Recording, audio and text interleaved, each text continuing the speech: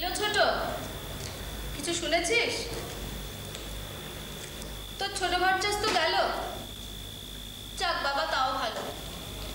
যার শেষ ভালো তার সব ভালো। আমি বুঝি না বাবু, একটা পাগল দিশাহারা মানুষকে নিয়ে কেন এত টানা হেঁচড়া।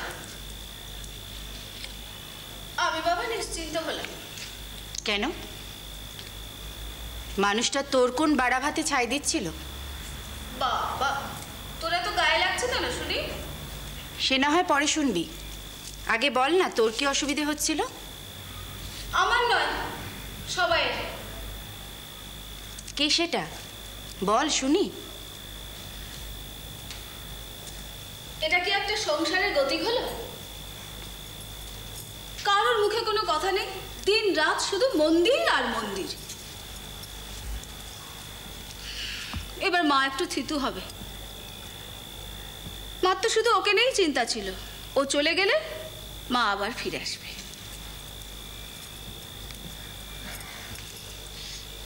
না না, তার মানে তুই চাস না মা ফিরে আসুক? ছোট, ছি ছি ছি ছি ছি, আমি কি আর এমনি এমনি বলেছিলাম? কি বলেছিলি তুই? তুই ভাবছিস মা ফিরে এলে জমিদারির আবার সবকিছু নতুন করে ওজন হবে? মানে ন্যাকামো করিস না ছোট। এমন ঢং করছিস যেন ভাজা মাছটা উল্টে খেতে জানিস না। এই যে মা নেই, কোনো খবরদারি নেই, হাঁক ডাক নেই, যা যা খুশি সেইভাবে জাল গুটিয়ে যাচ্ছে। এখন থেকে সেটা আর চলবে না, বুঝেছিস? তা হয়তো চলবে না, তাতে আমার কি? তোর নয়। তবে যাক বাবা, এসব কথার মধ্যে আমি আর থাকবো না। আমার সাদা মনে কোনো কাদা নেই, মনে কোনো কু রাখি না। যখন যা মনে আসে তাই বলে ফেলি।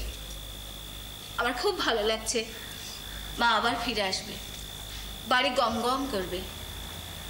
রানী ছাড়া কি রাজবাড়ি মানায়? কেমন যেন সব মিলিয়ে গিয়েছিল। আমার কেমন বেজার লাগে।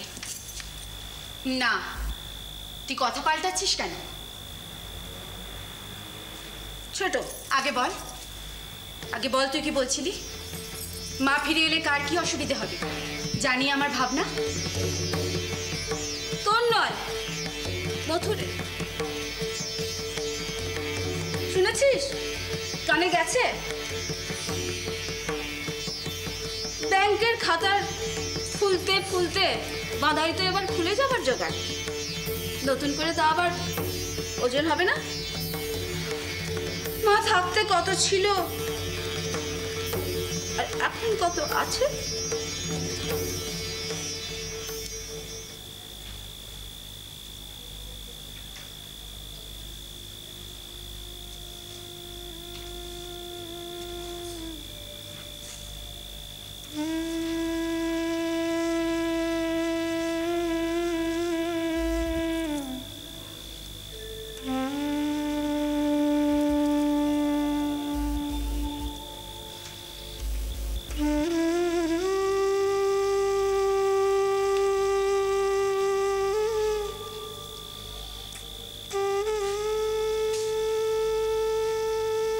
তুমি এ ঘরে কি করছো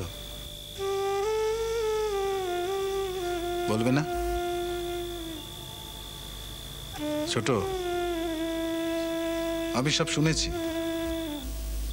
দিদি যা আড়াল থেকে বলেছে সব শুনেছি। ছেড়ে দাও ছোট, ছেড়ে দাও। ওরা বলবেই, যার যেমন ভাবনা বলবেই। আসলে কি জানো তো, আমি এই মুহূর্তে ভীষণ বিভ্রান্ত। কি করা উচিত না উচিত আমি ঠিক বুঝে উঠতে পারছি না, একদম না। অথচ শুরুটা ছিল অন্যরকম জানো। মন্দির তৈরি হবে, তার জন্য আয়োজন তোড়জোড়।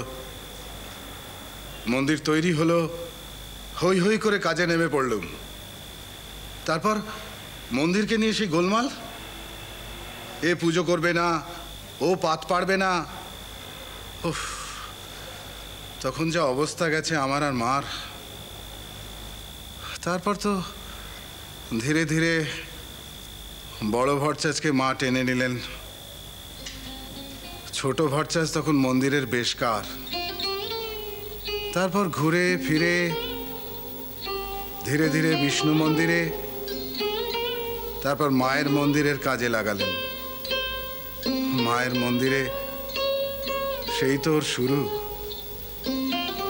প্রথম প্রথম কি হতো জানো? প্রথম প্রথম ওর কথাবার্তা, চালচলন আমার একেবারে বিশ্বাস হতো না, কিচ্ছু বিশ্বাস হতো না। আমি যেন কিরকম একটা দিশেহারা হয়ে যেত। কেউ হয়, এতটাও কি সম্ভব?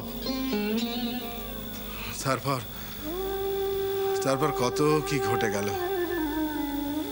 ওকে ঘিরে মায়ের লীলা, নাকি মাকে ঘিরে ওর লীলা। একটা নিরক্ষর গ্রাম্য ব্রাহ্মণ আমাদের সবার চোখের সামনে বেড়ে উঠল, ধীরে ধীরে মস্ত হয়ে উঠল। একটা নিরক্ষর গ্রাম্য ব্রাহ্মণ আমাদের সবার চোখের সামনে বেড়ে উঠল, ধীরে ধীরে মস্ত হয়ে উঠল। মানে ঠিক বেড়ে উঠল না, কিরকম ভেতরটাকে যেন কিরকম মেলে ধরল, চারিদিক ছড়িয়ে বিস্তার করলো, ব্যাপৃত হলো। তারপর সব ঢেকে গেল, সব। কিন্তু মা একই সিদ্ধান্ত নিলেন।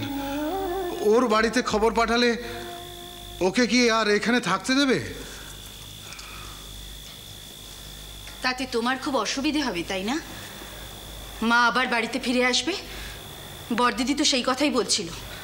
ছোট, আমি বলেছি না যে আমি সব শুনেছি? হ্যাঁ গো সত্যি। কি?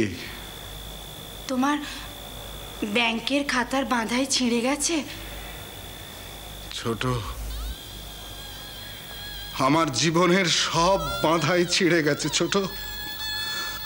আমার এই মলাটটা খুলে গেছে ছোট, খুলে গেছে। আসেন আসেন আসেন। কই গো ঠাকুর, গেলে কোথায়? আরে দেখো দেখো দেখো, আরে তোমার মেয়ে দাদা এসেন গো।